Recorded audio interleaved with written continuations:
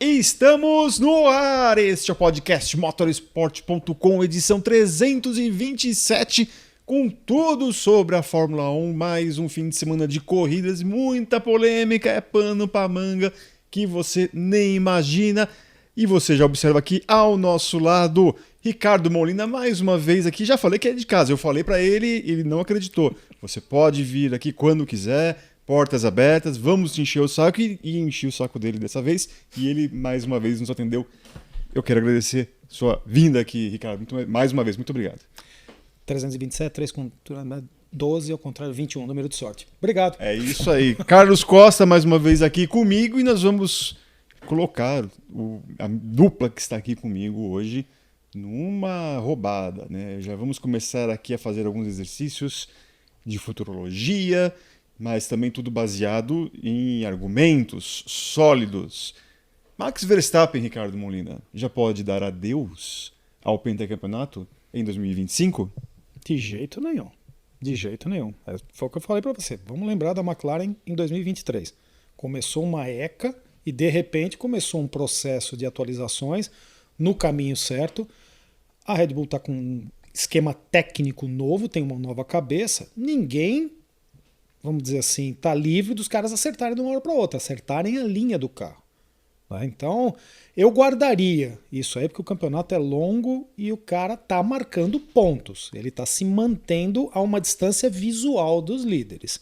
Se tiver um carrinho minimamente bom, vai dar trabalho. Mas do ponto de vista técnico, Molina, aproveitando o seu conhecimento, o que tem que melhorar nesse carro e como melhorar os defeitos já visíveis?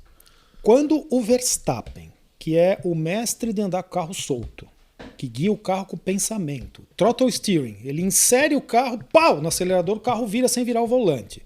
Tá dizendo que o carro tá solto? Então a coisa tá meio grave ali.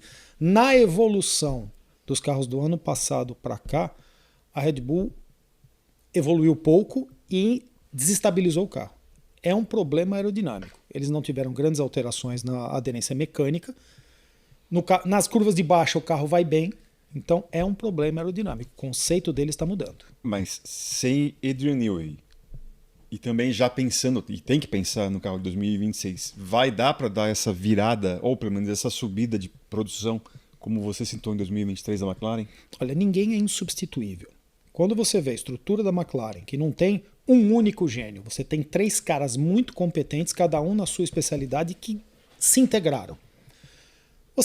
Tudo leva a crer que uma estrutura com profissionais de alto gabarito, e a Red Bull os tem, demora só para encontrar a linguagem, né? O dialeto, para que eles conversem e troquem ideias de uma maneira positiva. Chapman foi embora, Murray foi embora, Barnard foi embora, Newey está indo embora e nós vamos viver sem eles. Tá? O que eu vejo é que falta tempo. Curioso que o Molina traz a cronologia dos grandes projetistas aí certinho, né? O Newey é o último da linha, né, Molina? Da linha dos caras que moram dentro da lâmpada, que você esfrega e ele sai, né? Então eu acho que é uma questão de tempo. Se eles vão fazer isso para este ano ou para o ano que vem, vai decidir se o Max vai ficar para o ano que vem ou não. Eu acho que ele não aguenta tomar um ano de pau apostando no ano seguinte. Se ele tomar pau esse ano, ele sai. Com contrato, sem contrato. Então, quer dizer, da sua opinião, não conseguindo o título, não conseguindo o Penta, automaticamente Max Verstappen vai procurar novos ares. Não, se ele tomar pau até as férias, ali até julho. Que ele observar que ele não vai ter jeito, ele não vai ser campeão. Ele é muito inteligente, ele é muito bem assessorado e ele consegue olhar para frente e ver. Isso aqui vai, ou então isso aqui vai demorar a engrenar. E ele pode ir para onde ele quiser, né? Hoje, para onde ele quiser. Inclusive, para lugar McLaren? nenhum, se ele quiser. Para a McLaren? Já teve a sondagem. Acho que vai. Já teve a sondagem. Acho que vai. Contratos foram feitos para serem quebrados. Por isso que tem a multa contratual estipulada. Se valer a pena para alguém bancar essa saída de um dos dois, eu não digo, vai sair o Norris. Não, pode sair o Piastri. Mas ele assinou um contrato plurianual. Beleza, qual é a multa? É tanto? Tó. Quanto que ofereceram para ele na Aston Martin? Um bi? A multa contratual do Norris e do Piastri é menor que isso. Muito interessante isso, mas agora observando Você falou a questão do tempo, eu acabei interrompendo você, essa questão do tempo. Leva tempo. E também não é uma certeza de que mudanças propostas ali pela turma interna, ali, de acordo com o que eles observarem, você acredita que até que GP dá para imaginar algum tipo de reação da Red Bull caso ela aconteça? E tem a questão, você falou, o problema majoritariamente é aerodinâmico. O aerodinamicista maior não tá mais lá, que é o Adrian Newey. Exatamente. Tudo bem, tem o Pierre Vacher, tem o Paul Monaghan, mas quem que vai resolver esse problema? Pode ser que o problema já esteja sendo resolvido. Eu não acredito que o Lawson tome tanto assim do Verstappen. O carro do Verstappen tinha 15 atualizações e o do Lawson nenhuma. Então, a coisa está andando. E eles estão tentando entender o conceito. Você vê que o carro tem um conceito misto. Ele lembra muito do ano passado, mas ainda não é um conceito totalmente novo. Não tem a cara dos donos. Ele ainda tem cara de Newey. Uhum. É meio que um filho bastardo, né? Sim. Por assim dizer. Então esses caras estão pensando, cara, 24 horas por dia. Principalmente do brio desses caras. Meu, o Newey sair, nós vamos acertar essa bagaça. Falando em francês ou falando em outra língua. Tá? Uhum. Eles vão perseguir essa solução aerodinâmica, principalmente para criar uma linha de pensamento que deve ser a de 2026.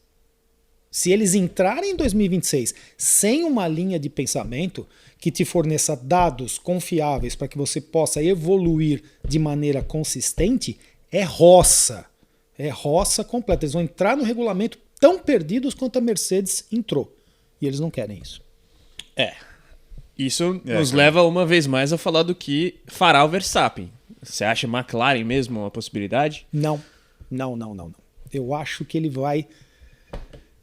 O melhor pacote de futuro é a Aston Martin. Motor Honda, Adrian Newey, dinheiro a rodo, estrutura que o Newey agora entrou. Tem muito concreto construído lá na Aston Martin, mas falta neurônio. O neurônio acabou de chegar. Já declarou que não trabalha no carro desse ano. Nós estamos vendo que não está trabalhando mesmo. Está uma draga. E ele vai estruturar o modus operandi. Como se trabalha, quem faz o quê, qual o fluxo de informações. Isso pode atrair o Verstappen, sim. Uma dica. O Verstappen, a equipe de GT dele, já está trabalhando com a Aston Martin. Cara, eu acredito nos sinais. Ele andou até no Aston de GT. Exatamente. Ele adora andar de GT.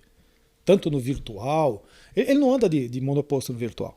E eu tenho certeza que quando ele parar com a Fórmula 1, ele vai dar 2, 3 anos, vai voltar para o WEC. Se vai voltar de GT, não sei. Mas pode ser até que ele volte de protótipo. Porque é um cara que gosta da diversão do automobilismo. E óbvio, gosta de ganhar. Óbvio. Mas, cara, a Fórmula 1 é um negócio tão pesado, tão não combinante com o Verstappen, que quando ele sair, assim, ele vai dar um tempo, agora eu vou me divertir. Agora, o Molina falou, né? Chegou o cérebro, Newey. O concreto tá lá, inclusive recém-inaugurado, o novo túnel de vento em Silverstone e tudo mais. Mas, e a Mercedes? Não seria uma opção interessante para o Max também? Porque fala-se muito aí do novo regulamento. Tem agora a história do V10 no horizonte, mas ano que vem vai ter esse motor novo, né? Com as montadoras envolvidas, Honda, Audi, os caras não vão abortar o projeto de uma hora para outra. A Mercedes, teoricamente, também tem aí uns sinais promissores quanto à nova unidade de potência. E o Toto Wolff sabe se alicia o Verstappen. A partir do momento que o Hamilton anunciou que ia para a Ferrari, já começou o papo ali, né, Molina? Eu não iria. Por quê? Vou te explicar. Eu falei tão mal do Antonelli. Ele tá cru, ele tá verde. Não da base, não do DNA dele. O DNA dele é inegável. Mas ele tava cru, subiu muito rápido, fazendo caca. De repente o cara faz 2 corridas assim que deixa o queixo cair, né? Meu Deus do céu. O cara vem de lá de trás, não tem experiência de classificação e não sabe poupar pneu, mas tem uma velocidade inegável. E a curva dele tá assim. E teve problema no assoalho no último carro, por isso até foi eleito piloto do dia, né? Eu nem sabia disso durante a prova, no fim a Mercedes confirmou essa informação. Pois é, só que a curva dele tá assim. A do Verstappen, se ainda está subindo, tá quase flat. Daqui a pouco ela vai ficar flat. E daqui a pouco ela começa a cair. Será que ele vai querer dar cara para bater? Ele sabe, como todo piloto sabe, que tem um mínimo de ego controlado e bastante inteligência, que a tua carreira é uma subida, ápice e queda. Ninguém escapa da queda. Será que ele vai querer dar cara para bater? Para um Antonelli? Querer ser desafiado por um cara que realmente... E numa estrutura que não vai dar tudo o que ele quer, Ele não vai mudar o modus operandi da Mercedes. Da Aston Martin até vai, porque o Adrian Newey sabe do que ele precisa. E eles se dão bem de Eles longa se dão data. bem, eles conversam mesmo. Tiveram anos para acertar um modo de trabalho. Ele vai chegar na Mercedes do nada e vai querer acertar isso. Ele sabe que não é assim. Aí vai demorar 1 ano, 2 anos, 3 anos. Será que ele está com paciência para isso? Ele é um cara que não vai buscar o recorde de títulos, o recorde de vitórias. Não, ele vai ganhar tudo que ele puder naquele curto espaço de tempo. E o nascimento do primeiro filho vai botar um negócio diferente na cabeça dele. Tipo assim, esse moleque vai ter ambiente familiar. Coisa que ele não teve. Ele teve um pai que o fez do jeito que ele quer. Do jeito que ele é. Mas Uma máquina. Mas ambiente familiar ele não teve. E ele se ressente disso. É, Basta isso ver fica como ele claro com a Penélope, inclusive. Lindo, lindo como ele trata a Penélope. Tá? Então eu acho que ele vai querer dar pro filho ou filha. Já se sabe o que é? Não sei, já sabe não, né? Não, né? Não, então. Para qualquer um dos dois, um ambiente familiar. Muita gente aí que fala, especula que seja uma menina, né? Mas o Molina citou ascensão, ápice, queda. Vamos usar o critério etário aqui. Lewis Hamilton tá em queda já, Molina? Está 40 anos, cara. Vocês são moleques. Eu tenho 56. Obrigado pelo moleque. Não, cá entre nós. Perto desse gambá que tem na minha cabeça, né? Faixa branca no meio do pelo preto, né? Cara, é inegável. Você começa a acordar com dor, você começa a esquecer coisa. Você já não trabalha mais tantas horas quanto você trabalhava. A escada que era curtinha, ela começa a ficar comprida pra caramba. O ser humano é isso. Acabou a época do Usain Bolt, acabou a época do Nadal, acabou a época do Federer. Phelps. Phelps. Acabou a época do George Foreman. Depois ele voltou. Depois acabou. Que Deus o tenha. Todo ser humano passa por isso e o Hamilton sabe que 40 anos já começou faz tempo a queda. Bom, óbvio que não tem como deixar de abordar a desclassificação dupla da Ferrari. Mas vamos falar. Certamente falaremos do Mas... Bortoleto. Antes eu só queria voltar rapidamente no Verstappen, porque no aspecto Aston Martin tem o fator Fernando Alonso, que teoricamente tem contrato para o ano que vem, e o Stroll é o filho do dono. Como é que resolve essa equação com o Verstappen chegando? Paga pro Alonso? Dinheiro, meu amigo. Ali. Você acha que é isso, Molina? Eu acho que não vai precisar. Ele vai pedir arrego? Vai cansar. Cara, olha o carro que deram para ele. Aquela coisa, né? 24 corridas, 6 sprints, assim. Vai ficar longo o negócio, vai minar a paciência dele. Vai. Certeza. Vai, com certeza. Ele já está olhando para outros lugares. Só o fato dele estar aparecendo cada vez mais como empresário de pilotos já mostra um shift no mindset. A cabeça dele já mudou. Já mudou para outra função. A coisa mais legal que pode acontecer com um profissional é ele se eternizar no meio, mudando várias vezes de função. Aí o cara passa a ser um cara completo, respeitado. Esse cara fez isso bem, fez isso bem, fez isso bem. O cara passa, pessoal. Né? É o que vai acontecer com o Alonso e vai ser esse ano. Cara, pelo amor de Deus, ele tá tomando o pau do Stroll. O Stroll deve ter tomado um vai ou racha do pai. Também. Ou você anda ou você vem administrar a empresa. Administrar? Não. Aí começou a andar. Entendeu? Trabalhar não, pelo amor de Deus. E o Alonso não está conseguindo andar no mesmo ritmo. Eu acho que a paciência dele já esgotou. Agora, o que eu queria falar antes também é justamente dessa questão do segundo posto ao lado de Max Verstappen. A gente falou aqui da Red Bull, como é que poderia ser, como pode ser, o futuro. Tá? Que falta faz o feedback de um piloto, não precisa ser do mesmo nível do Verstappen, mas mais próximo do Verstappen.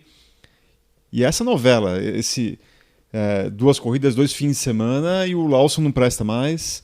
Sérgio Pérez deve estar tomando o que é a bebida do Tequila. México? Uma tequila ali, com um sorriso no rosto, vendo que não era, sendo provado que ele não era tão ruim assim. O que você acha disso tudo, Molina? Como é que você está vendo essa... Acho que dá para chamar de crise, não? Como é que resolve essa questão, né? O problema no Pérez era a cabeça. No momento em que ele achou que ia andar no mesmo ritmo do Verstappen, ou ser campeão mundial em cima do Verstappen, acabou. Porque aí ele vai estar andando contra a própria empresa. Você conhece alguém que no nível execução e contra a própria empresa vai dar certo? Eu não conheci ninguém. Aliás, conheci um monte que fez isso e foi pro olho da rua. Agora, vamos olhar a Red Bull como empresa.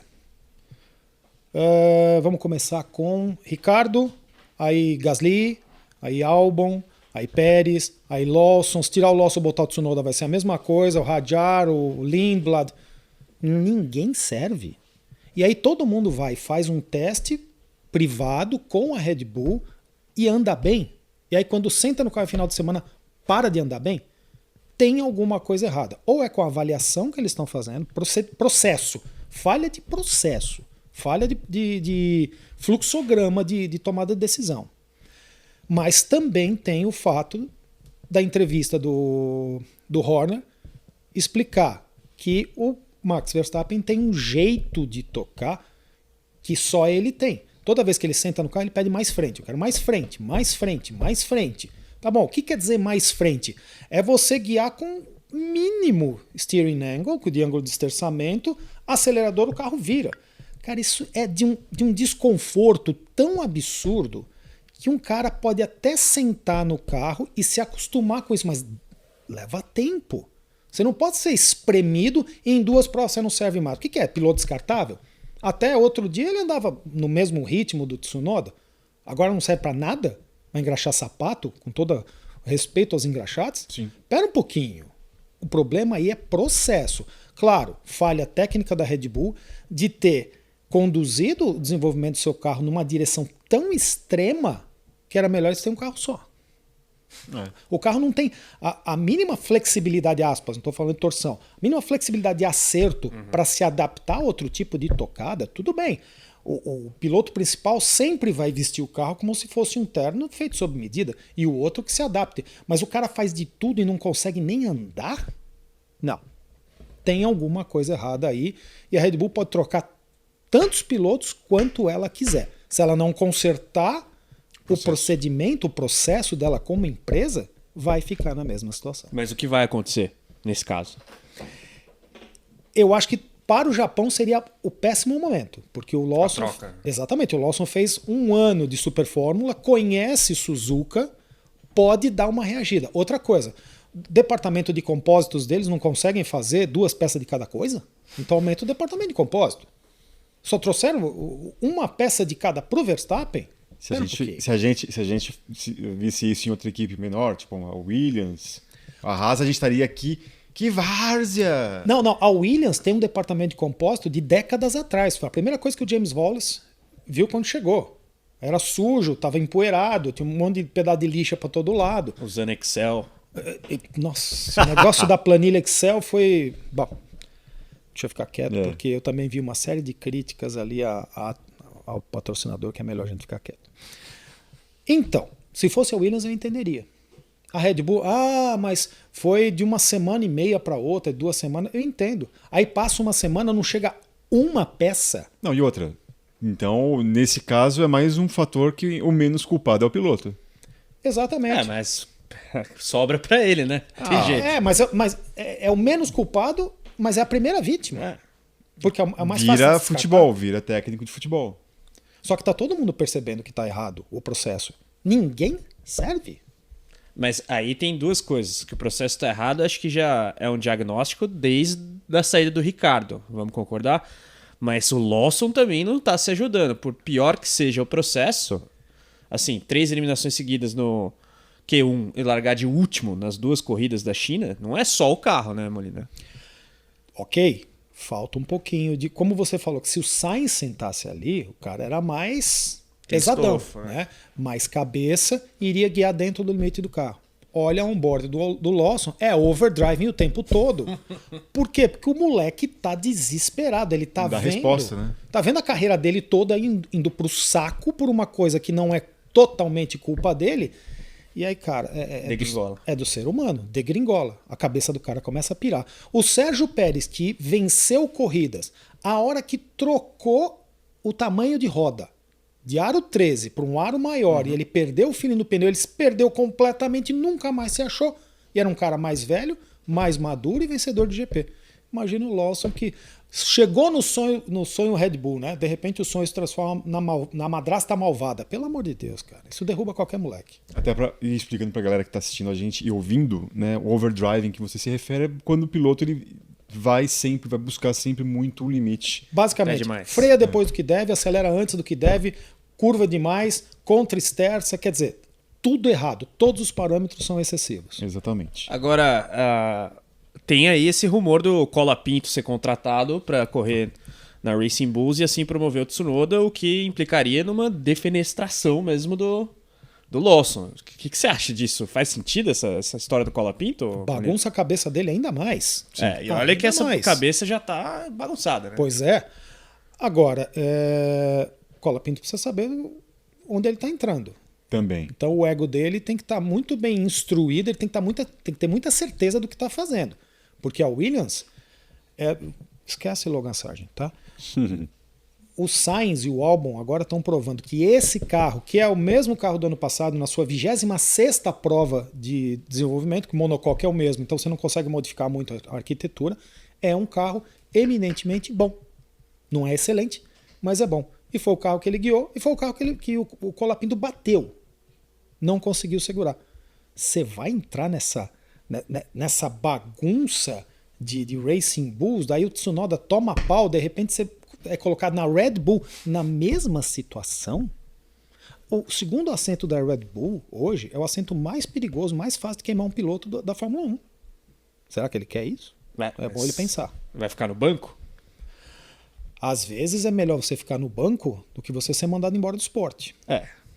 E em curto espaço de tempo. 2 provas o cara foi mandado embora do esporte. Foi meio ano passado, 2 provas esse ano. Lawson não serve mais para nada. É assim que estão vendo. E o Durham? O que você acha?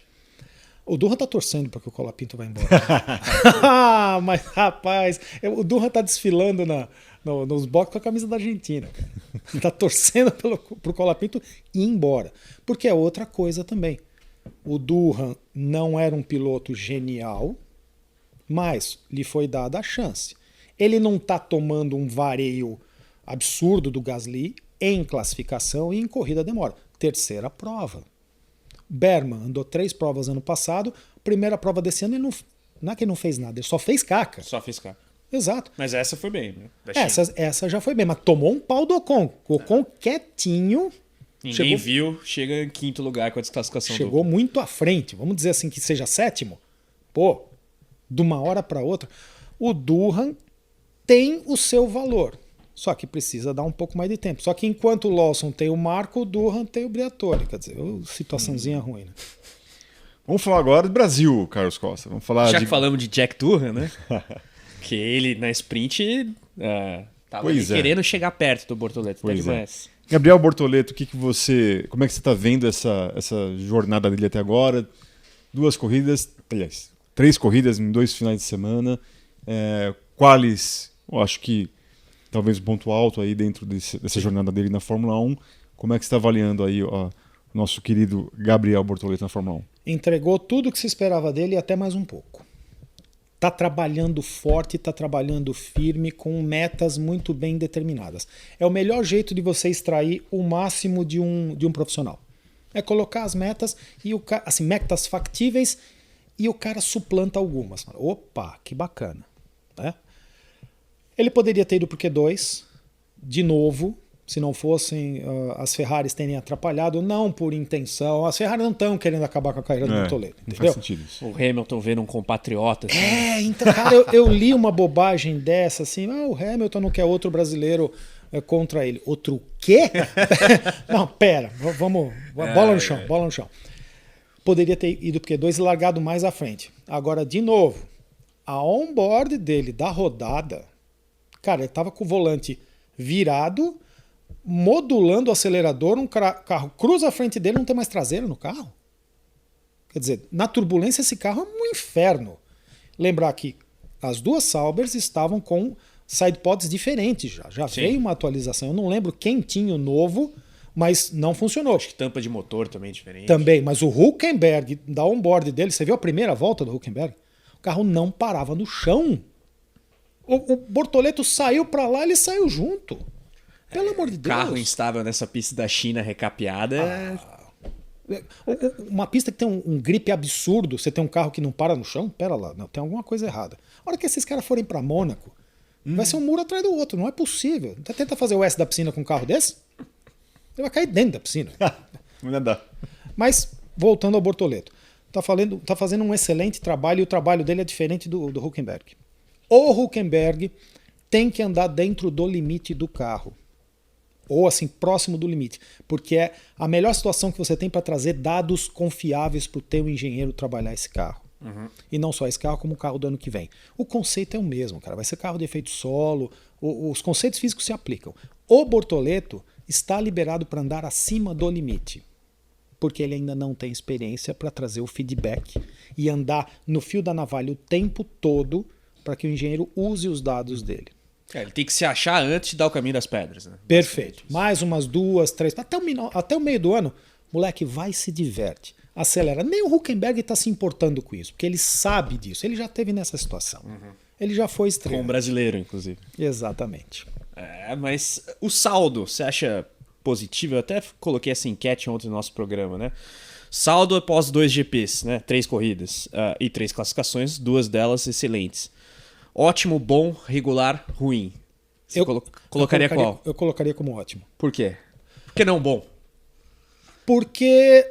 É que a nossa análise aqui, ela extrapola o resultado em si, né? Eu acho que a grande questão é essa, mano. Ninguém esperava 2 Q2, né? Ninguém esperava isso. Eu acho que as nossas expectativas, até vendo o carro da Sauber do ano passado, bem baixas. Assim. Bem baixas. A gente achou que ele ia ficar disputando com o Hülkenberg o último e penúltimo. Exatamente. E já andou melhor. O jeito como ele está na equipe, é só observar como a equipe age com ele. O clima dentro da Sauber está muito bom, apesar dos caras estarem tomando um pau terrível. Então esse clima, as duas garagens se divertindo, cara, assim, reconforta. Isso quer dizer que as coisas estão indo bem. Não tem ninguém bobo ali. Todo mundo sabe onde está. Binotto sabe exatamente o que ele pegou na mão e qual é o tamanho do trabalho dele. Se ele está sempre tranquilo, feliz, é que o trabalho está indo exatamente como ele espera e o Bortoleto faz parte disso. Por isso, ótimo. O Jonathan Whitley, inclusive, chega pro GP do Japão, né? Mas você citou a Sauber como um todo, né? Para além do Bortoleto em si. Você coloca a Sauber ainda pior equipe, Molina? Porque a Haas foi muito mal na primeira etapa e agora mandou muito bem na China. Como é que tá essa hierarquia lá do fundo? Não tivesse a Haas andado tão bem nesta prova, eu estaria colocando a Sauber como penúltima. A Haas suplantou de novo. Um baita trabalho de uma semana para outra. O Ocon andou muito bem, quietinho na dele. Aí a Komatsu Cara, o cara é muito fera. A hora que saiu o Gunther Steiner de lá, botaram o japonês no comando, ele botou esse negócio em ordem. E essa parceria com a Toyota Gazoo Racing vai ter muito fruto. Tá? E é o trabalho da cultura japonesa industrial. Cara, melhoria contínua, todo dia. Quantos valores eu tenho que agregar esse dia? 3? Tome 3, tome 3, tome 3. É assim que o japonês trabalha. Sempre melhorando. Agora, ainda sobre Bortoleto, te surpreende a reação nas redes sociais das pessoas que desaprovam o que ele vem mostrando até agora? Tem muita gente que me parece que já estão falando já imaginava, farsa. Acho que imaginava que estaria brigando em Q3, somando pontos. Não me surpreende. Nós temos um maldito complexo de vira-lata. Então, grande parte acha que, assim, de uma hora para outra o Brasil vai se tornar a potência, o Brasil do futuro. Agora nós vamos realizar tudo o que a gente não conseguiu realizar desde o descobrimento. Não é assim. E tem um outro problema. Nós estamos passando por um período de dicotomia. Ou você é esquerda ou você é direita, ou você é bom ou você é mal, entendeu? E aí o Hamilton passou a ter dupla cidadania, ou cidadão, eu não sei bem qual é o título. Cidadão honorário, né? Exato. E tem uma massa de fãs fiéis no Brasil, e aí chega um brasileiro, o que os caras vão fazer? Atacam o brasileiro. É normal isso. Nós tivemos Emerson contra Patti. Nós tivemos Piquet contra Senna. Não me surpreende. Mas é que pensar no Hamilton como brasileiro é um delírio completo. Um delírio completo. Assim, pelo amor de Deus. Foi mais uma homenagem do governo brasileiro do que qualquer homenagem tipo. justa. O cara tem uma relação de afeto com o país, mas não é brasileiro. Mas pera um pouquinho, ele é cavaleiro da Ordem do Mérito ou ele é Sir? Sir. Então, Desculpe, meus amigos brasileiros, ele não fez nada pelo Brasil. Eu entendo que gostem dele. Ele é um baita piloto, ele é uma baita personalidade, entendeu?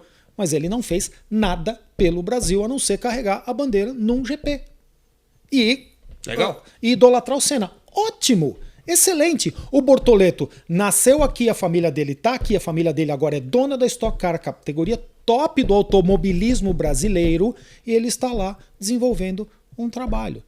Então, assim, ponham a cabeça no lugar e, se não torcem pelo Bortoleto, pelo menos não avacalhem. Porque eu não vejo sentido. Não me surpreende, mas eu não vejo sentido. Como é que você vê o Bortoleto no paddock? Vamos colocar assim, no âmbito declaratório, resposta ao Helmut Marko, a reclamação, digamos, quanto às Ferraris na classificação da China. Ele parece já confortável. Qual a sua avaliação dele enquanto personalidade da Fórmula 1 agora, Molina? Preparado desde o kart para isso. Muito media training. Tá? Para mim tá fantástico. Não tá boquiroto, né? Não tá aquele negócio do patrão dele, do Alonso, que chega assim, você pode perguntar qualquer coisa que eu não vou responder. M nenhum. Entendeu? Então, ainda bem que ele tá olhando o patrão. Não é assim que eu vou fazer, né? Então ele tá. O Alonso ensina pelo contra-exemplo. Talvez seja isso. Tipo assim, faço o que eu digo, mas não faço o que eu faço. Então, eu acho que ele tá muito bem equilibrado, respostas legais. Tá? Nos momentos ali, tem um vídeo dele com o Alonso e com o Hülkenberg, né? Enquanto o Alonso fala, um dando microfonada nas partes baixas do outro. Tá divertido, tá bacana. Parece que ele tá bem à vontade e não tá se deixando levar nem pro positivo, que o desempenho dele é positivo, e nem pelo negativo, quando vem uma crítica do Marko. Ele deveria ter dito assim, pô, ele falou de mim? Legal, tá prestando atenção em mim, né? Raposa e as uvas. Então, ele tá muito bem. Tá ótimo. O Carlos quis atropelar o roteiro aqui, mas a gente agora vai falar da Ferrari com as desclassificações, né? E engraçado que todo mundo, quando bateu o olho, o Molina já faz uma cara aqui, quando bateu o olho nas duas desclassificações da Ferrari, todo mundo imaginou que seria o mesmo motivo. Diferentes. Isso é impressionante, né?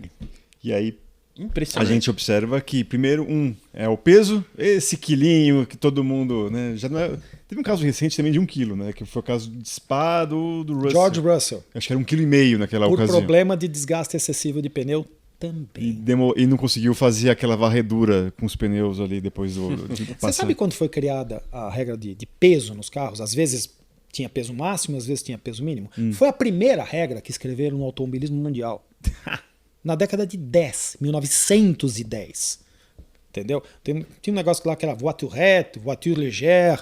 Era baseado em peso. Você podia fazer o que quisesse no carro, com 3 rodas, motor com compressor mecânico, seja lá que diabo fosse.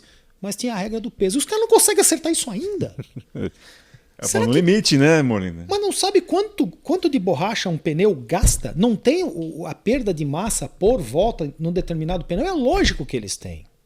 Cara, a Ferrari é o céu dos comissários técnicos. Se eles ganharem meta, sabe, bônus por desclassificação, cara, eles são os melhores amigos. Agora vamos falar sério, né? Então, só terminando, o caso, o Leclerc por peso e o Hamilton por a questão da prancha ali menor em... Desgaste da prancha do assoalho. Do assoalho, né? meio centímetro, no caso, né? Uma deu 8,5 aqui, no centro 8,6, na direita 8,6. Então ainda teve um desgaste diferencial. Tá? E aí me leva a suspeitar de uma coisa. Vocês lembram que na Austrália o Hülkenberg tocou com a traseira direita do Bortoleto e quando ele virou ao contrário e freou, a suspensão quebrou de vez? Então ela já tinha um dano. Será que quando o Leclerc deu na traseira direita do Hamilton, ela não deu uma trincada e abaixou o carro? Porque não é possível os dois carros estarem com alturas diferentes. Mesmo o outro que desgastou o pneu até o osso, não desgastou o plank, né, a prancha, Sim. mais do que o necessário. Como é que vai desgastar do Hamilton? Então, assim, pode ser que sim. Aí eu estou passando o pano na cabeça da Ferrari. Estou pressupondo que pode haver uma razão muito lógica para que essa prancha... E fora do controle. Fora do controle. Agora, do pneu, desculpa. Cara. E o Gasly, pelo amor, a mesma coisa. Eles tiveram um exemplo claro no ano passado. Foram lá e cometeram o mesmo erro. Ah, não, mas a asa do Leclerc estava quebrada. Não, os caras trocaram a asa e a diferença foi 0,2. Ou eles não sabem que tem que tirar 2 kg de combustível do tanque de todo mundo no final da prova? Óbvio que sabem. Então é incompetência pura. Tanto da Alpine quanto da Ferrari. Não tem o que falar. E a Ferrari saindo de uma vitória na sprint para uma desclassificação dupla, Pelo amor de Deus. segue inconsistente no âmbito de resultado e de operação, me parece. Fora os rádios do Hamilton já um pouco irritado com a equipe. Então, teve uma mudança de acerto no carro da Sprint Race para o principal complexo quali, né? clássico quali e corrida, porque você não pode mexer entre os dois. Porque o desgaste de pneus de todo mundo foi excessivo, principalmente o dianteiro. A Ferrari deve ter percebido que ia estar em maus lençóis. E outra, como é que um carro sem end plate dianteiro esquerdo, com carro desequilibrado, perdendo 40 pontos de pressão aerodinâmica, anda mais rápido que o outro? E o outro, quem que estava dentro? Hamilton, só Um isso. inocentezinho que não sabe guiar, né? Quer dizer, alguma coisa tinha errado. Então, assim, a Ferrari se perdeu do sábado para o domingo. Ou da sexta para o sábado. Ou do sábado de manhã para o sábado à tarde. Se perdeu completamente. Tanto é que cometeu erros. Então, Vassero, teu trabalho ainda não está 100%. Azeitado. Precisa baixar a pancada em todo mundo. Perto do que era na era Mattia Binotto, dá água pro vinho, mas ainda está um pouco longe. É curioso, isso, tecnicamente, em tese, o Binotto é um cara até mais Não, realizado do que o Frederico Mas Vasseur. espera, tecnicamente. Mas em Tecnicamente. termos de gestão, Não tem nem putz, comparação. o Vasseur é um... Dá voltas. Exatamente. Agora, será que tá melhor depois desse domingo? Eu acho que eles engataram uma ré e desceram a reta de pé embaixo de ré, porque, pelo amor de Deus, um erro muito... A última vez que eu lembro de 2 carros da Ferrari serem desclassificados por coisa técnica foi em 82. Vocês lembram disso? Eu não era nascido. Aliás, eu era, mas. Não, e foi de propósito, porque a Ferrari batendo de frente com a FISA, na época, tinha limite de comprimento, de corda, de largura do aerofólio traseiro, mas não estava escrito quantos tinha. Eles apareceram cada carro com 2 aerofólios traseiros. Óbvio que eles iam ser desclassificados. Mas, cara, não é inaceitável. O Vasseur tem que baixar. Ele estava, inclusive, levantando a bola. Vocês não viram a mensagem do Lewis que sugeriu a troca durante a corrida. Beleza, isso passou a ser pequeno. Ele realmente sugeriu, porque ele é um cara inteligente. Agora, chegar no final da prova, os 2 carros desclassificados, vamos dizer que um seja desclassificado por uma razão certa e a outra por uma razão Ferrari duvidosa. Mas são 2 carros desclassificados, não justifica. E como fica Hamilton, Ferrari, daqui pra frente? A começar pelo GP do Japão, porque o saldo é negativo por enquanto. Não tô nem mais falando que- do Hamilton, falando da equipe, né? Por mais Como um todo. que tem a vitória do sábado, mas. Não, então, o saldo do Hamilton é positivíssimo. De uma semana para outra, ele sentou com o Ricardo Adame e aprenderam pelo menos o que é K1, né? Pelo menos isso. Não, tô brincando. Eles estabeleceram um dialeto ali. Agora eles estão conversando, eles não brigam mais. Então foi uma evolução muito rápida. Eu lembro que o Hamilton com o Bonington, com o Bono, demorou um meio ano para conversar. Agora É normal, não. né? Exatamente, não, mas agora no segundo final de semana já estão conversando bem. E o Hamilton já pegou a mão do carro. Apanha um pouquinho, na telemetria ainda tem um desequilíbrio de carro. Deram mais anti-dive para ele e tal, que é o que ele precisa para frear lá no pelo amor de Deus. Né? Então o saldo do Hamilton é positivíssimo. Do Leclerc e Ferrari, não. No geral, né? No geral. Ferrari no geral. Mas o carro você acha que vai acertar pra permitir uma disputa por título ou é sonhar demais? Não, o carro é bom. O carro é bom, mas a equipe tá batendo cabeça. Bom, o George Russell tá lá, 2 pódios seguidos. Não é? Vice-líder. O Verstappen marcando ponto com o carro, com consistência, e a Ferrari batendo cabeça. Quer dizer, eles têm o mesmo número de pontos da Sauber e da Williams, é isso mesmo? Acho que o Não, Leclerc foi 8º e o Hamilton 10º. Eles marcaram E tem os mais 8 pontos da é. sprint com o Hamilton. Não fosse a sprint, Sim. eles teriam o mesmo número de pontos da Williams e da Sauber. Olha que inferno. O Leclerc foi 4º na sprint, né? Ou 5º, não me lembro agora. Algo assim. 4º ou 5º. Quarto ou quinto. Não me lembro. Agora, quem agradece, né, essa bateção de cabeça é a McLaren, né? Por conta até daquilo que se imaginava antes do campeonato, que seria uma briga ali McLaren versus Ferrari. A Ferrari larga bem atrás e a McLaren, mais uma vez, dobradinha, dando tchauzinho, né, e com os pilotos que agora está 1-1, pelo menos em número de GPs, né? na questão ali Piastri versus A sprint foi Norris. boa pro Piastri, inclusive. Também. Né? Norris Ajudou. foi só oitavo. Eu estranhei muito o desempenho ruim do Norris na sprint. Mas, primeiro, da mesma maneira que eu iniciei perguntando aqui que Max Verstappen pode dar adeus ao penta de pilotos, a McLaren já pode começar a botar a champanhe para gelar sobre o campeonato de construtores? De construtores, sim. Sim, de construtores. Exatamente. O carro está muito superior. Talvez eles abram uma pontuação suficiente para ficarem tranquilos no segundo semestre. Mas piloto vai começar uma encrenca. Vamos lá, quero saber por quê, Ricardo Molina. Por quê? Na segunda-feira, eu no Supermotor falei, o Celso me perguntou, o que o Piastri precisa fazer? Eu falei, precisa dar os pulos dele. Precisa classificar na frente do Norris sempre se ele quiser. Chega na China, ele faz exatamente isso. Ele andou na frente o tempo todo. Ele precisava dar uma resposta imediata. Exato, e deu. E daquele jeito dele. Venceu? Perdeu? Não foi legal. O cara é gelado, o cara é frio. Ele põe a cabeça para frente e vai trabalhar. Ele se encontrou na China. Pode ser que no Japão se perca de novo, porque ele ainda é um pouco inconsistente. Mas ele deu a resposta à altura. Tanto é que o Norris acusou. Tanto é, o carro está com problema de freio. Tá? Pode ser até que esteja com problema de freio. Tá? Mas lida com isso de uma forma mais Piastri. Isso é um trabalho do dia a dia. Não seja assim tão picos e vales emocionalmente. O problema do Norris continua sendo o emocional. E por isso ele é um cara difícil de lidar. Veio essa notícia através da Mariana Becker, que realmente a McLaren começa a preferir o Piastri exatamente por causa disso. Cara, ninguém gosta de uma vida em que você, a cada 2 horas, você tem uma crise, você tem um pico de adrenalina. Sabe? Não é legal isso. Para o ambiente de trabalho é melhor assim, steady. Tá? Mantenha um nível médio. Isso é o que o pessoal falava lá na base aérea de Edwards, nos tempos do Bell X1, Bell X15, né? Que é tipo assim, maintain the even strain.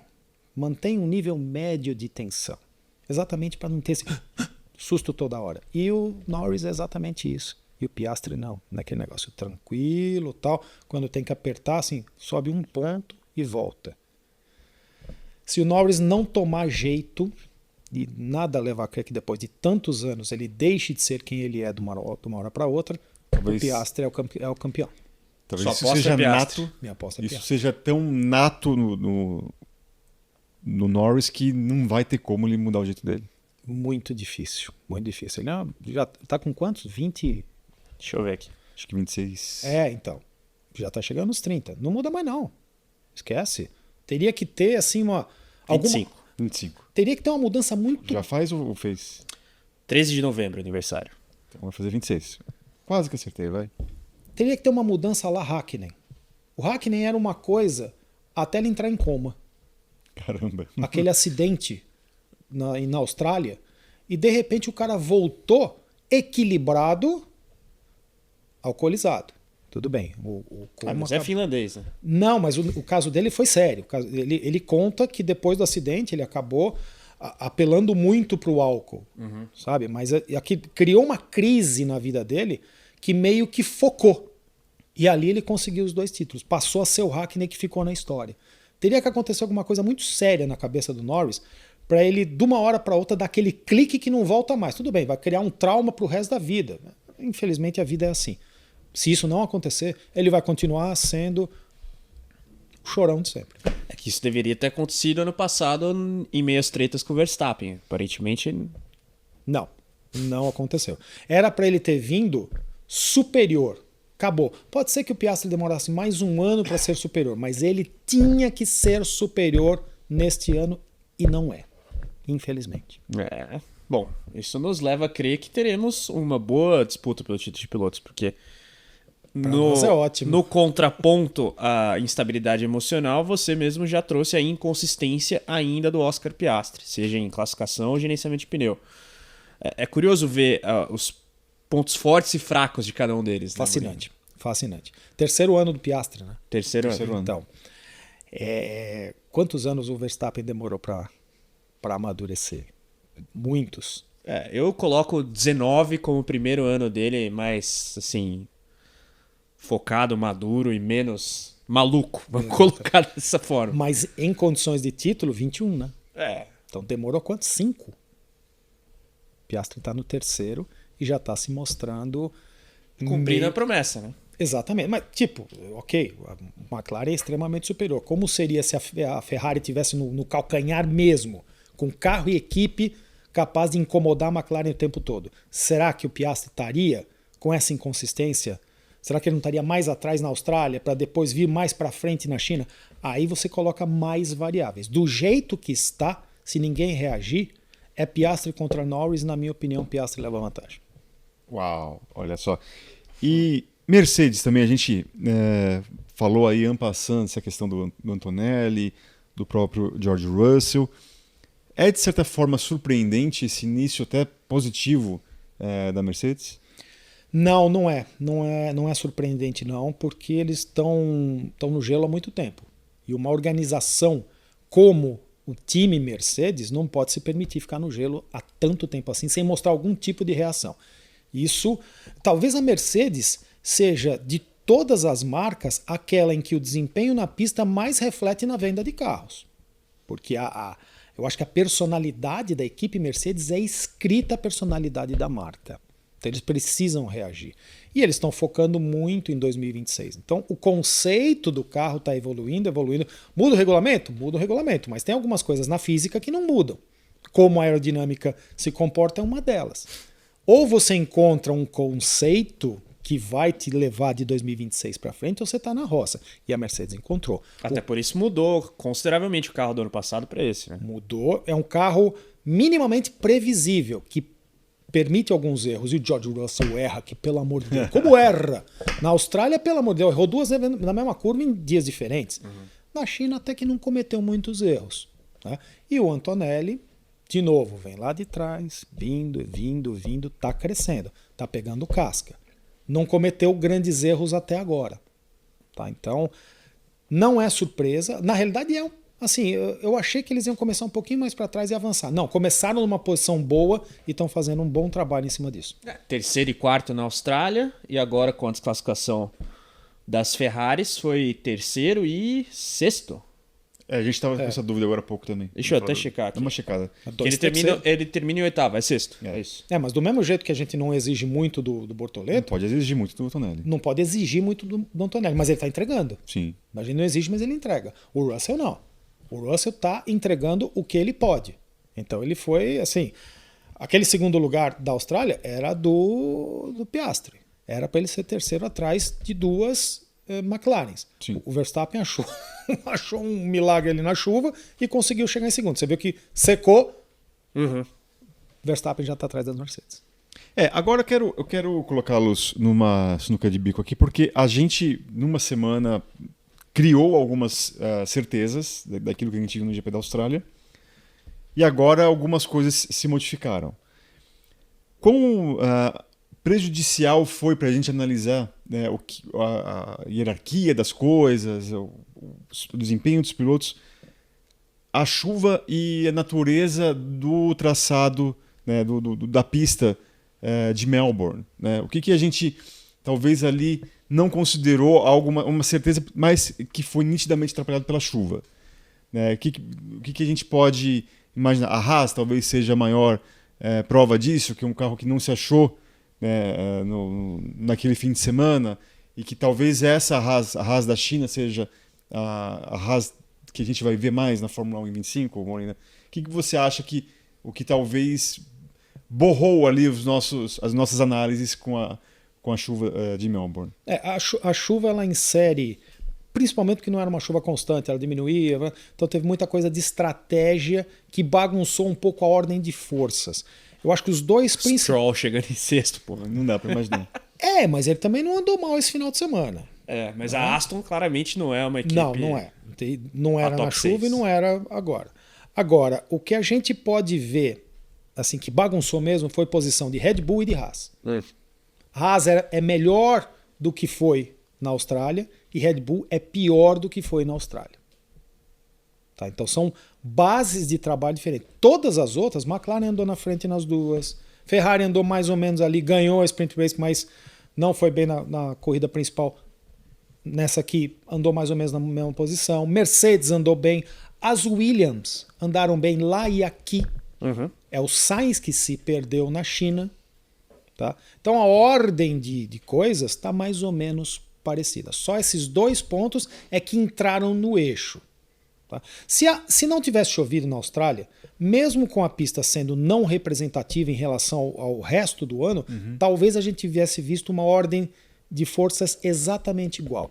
Tá? Mas aquela chuva e aquela bagunça que foi o GP, bagunçou tudo e a coisa entrou nos eixos agora. Queria insistir no pelotão de perseguição à McLaren.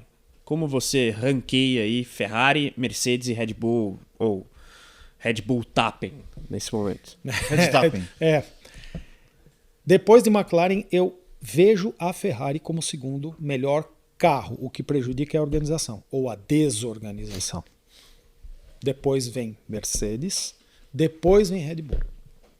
Em termos de carro, projeto, tá? O Verstappen põe aí os seus 3, 4 décimos em cima do carro, tira do tempo do carro a habilidade dele.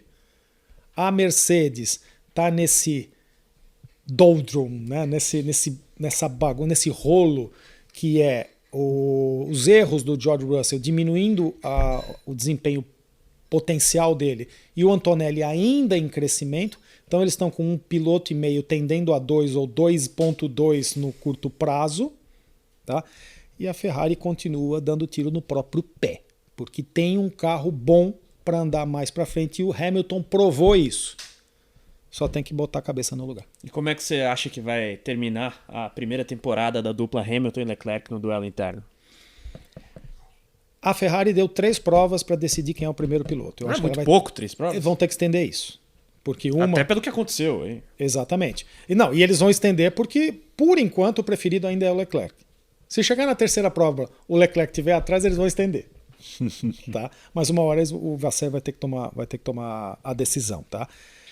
Eu acho que o primeiro ano vai ser assim muito amistoso, muito diplomático. Quando chegar o ano que vem, que é a meta do Hamilton para disputar talvez o último título, o 8º título.